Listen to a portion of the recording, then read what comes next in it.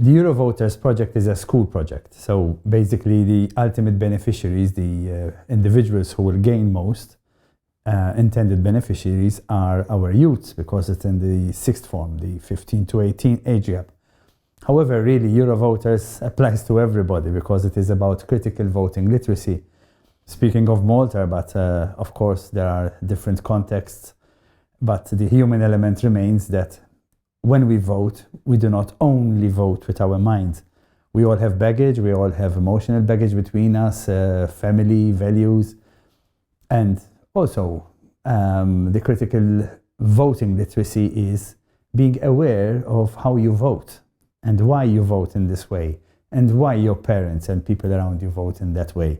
Basically, the project identifies 3 competences. One is media literacy. And this, of course, it has become a bit fashionable to speak of media literacy, being aware of what is on social media, but sometimes they expect us to go into everything and what everything is written by whom and why it is being said like that. But really, it's how realistic is this? So the training from Eurovoters will aim at getting young people to be more aware, at least, that not what is dished out to us, not what is fed, that we need to ingest and digest and make of our own.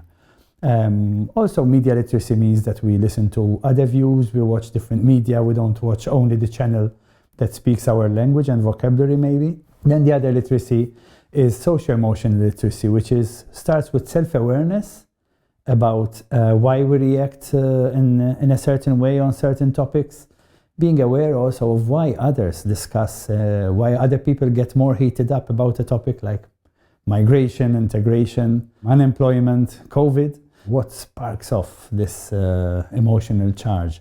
And being aware of why others behave like that and why we behave in that way is part of growing up and being aware of ourselves, and this is socio-emotional literacy. And the third literacy is social justice. Being aware of why we vote, it builds up to understanding that it is best to vote for the higher good, the good of society, not the short term or the medium term of my personal interests. We have seen countries go up and down in their economies and their social values because of lack of social justice. This awareness that lesser advantaged groups, let's not call them disadvantaged groups, need to be sustained. This is part of the social justice, that society needs to sustain those who are vulnerable, those who need help. And this covers a wide range of areas, including taxation, fiscal morality, tax evasion, social security, social help for people who are unemployed. And this is part of what makes us more mature voters in general. And we hope that our future generation will gain from Eurovoters project with the training content, and we hope that the educators become more of multipliers in producing even more generations of critical voters.